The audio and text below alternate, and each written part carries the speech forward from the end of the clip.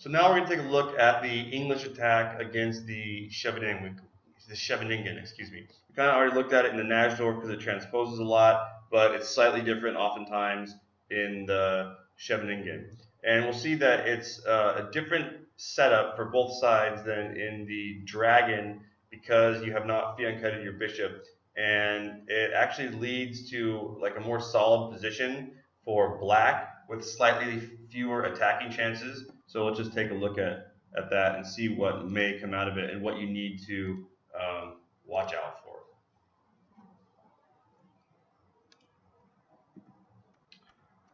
Okay, so normal moves.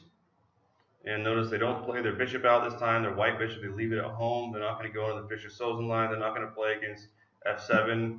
They want to play with the English attack setup. And this is pretty much what I always play when I'm white against a Sicilian, because I've played so many games and analyzed it so deeply with the Yugoslav attack and the English attack. Basically, the formation that we see with the bishop on e3, and then the queen on d2, and then the queen side or the king side pawn storm by white. It's very effective against all forms of the Sicilian. And when you played thousands of games and looked at tons of variations, you get really, really good at it. So I kind of figure, well, if it ain't broken, don't fix it. And I play it almost exclusively. Although if I see the Najdorf, now I play the Adams attack. And the Adams attack just gets you a really good position almost no matter what.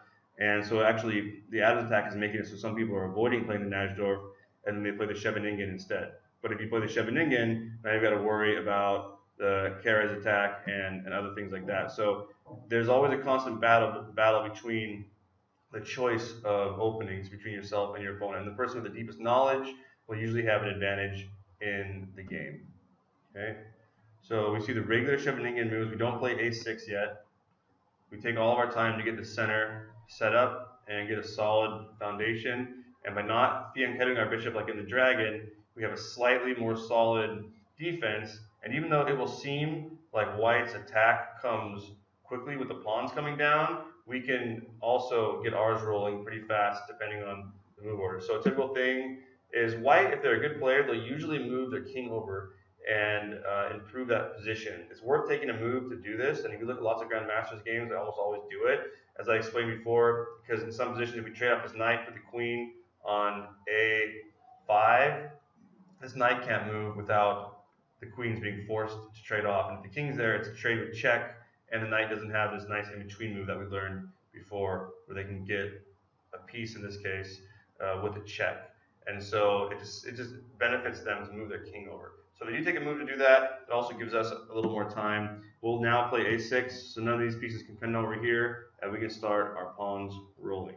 So typically they'll play g4, although as I've told you before, they can play h4 first instead. It just depends on the move order that you like. h4 is slightly faster, and it puts the pressure. They can just push this pawn down and immediately try to get the king opened up, but it's a little bit easier to defend.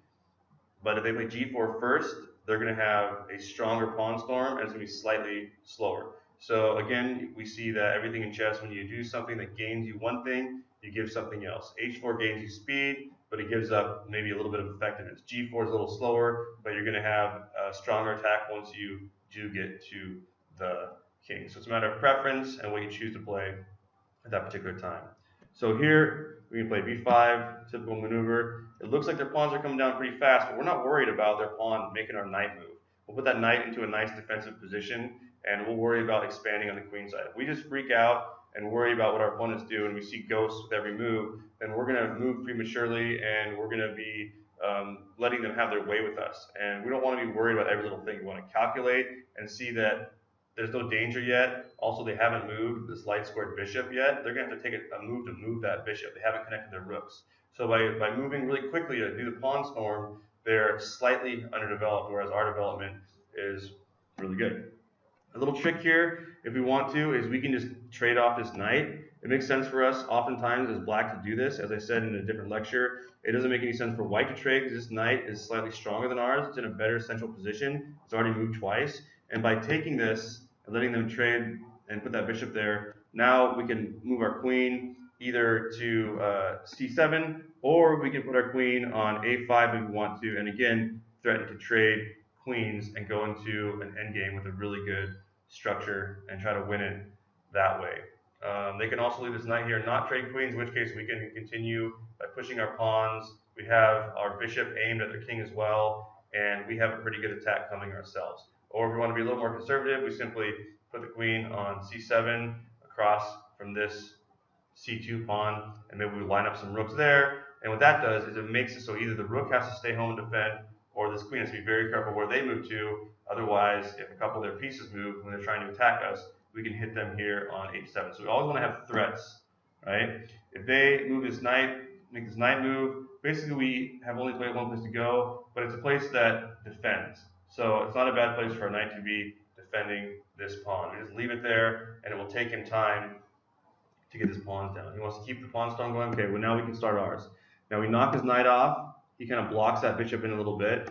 And now our pawn storm is coming quickly as well, only our queen's in a slightly better position actually.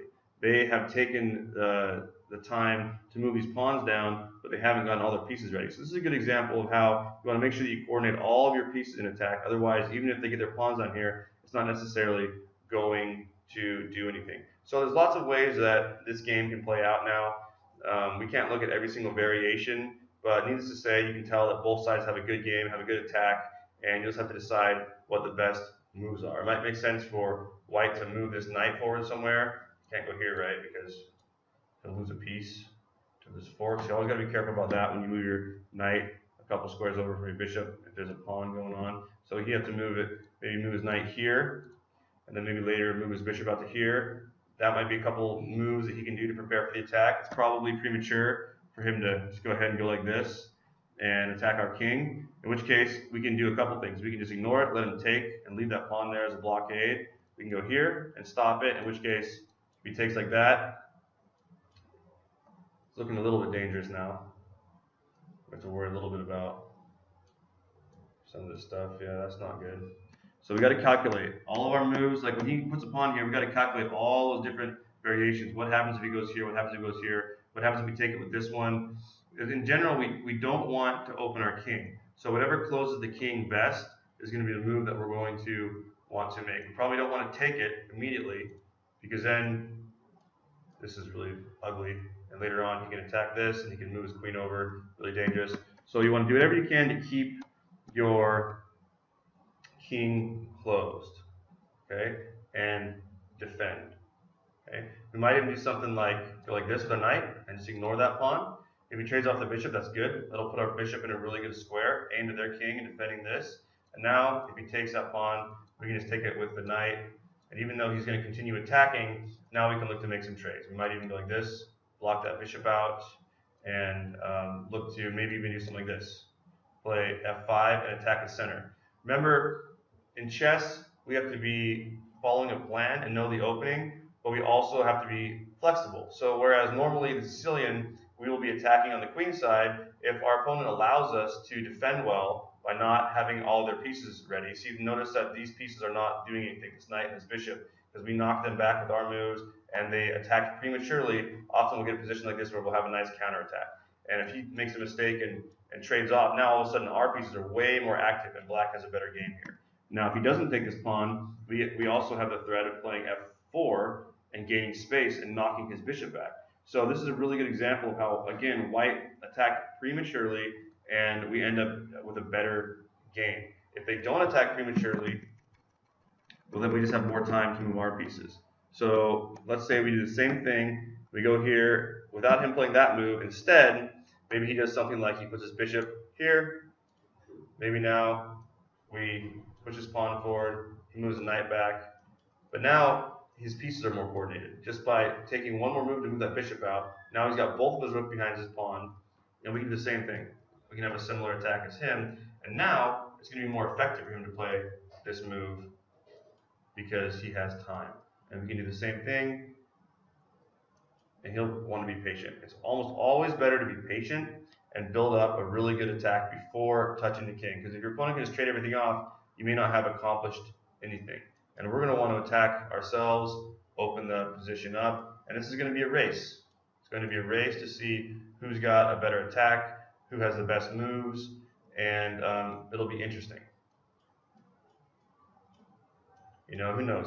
I'm just showing how the pieces move. This is going to be really, really complicated. And at this point, you're going to want to calculate a lot and make sure that with every pawn exchange, you're not getting the worst end of it. So this is where calculation comes into play. The opening, usually, it's all about knowing the moves, knowing the patterns and themes and what you're trying to get.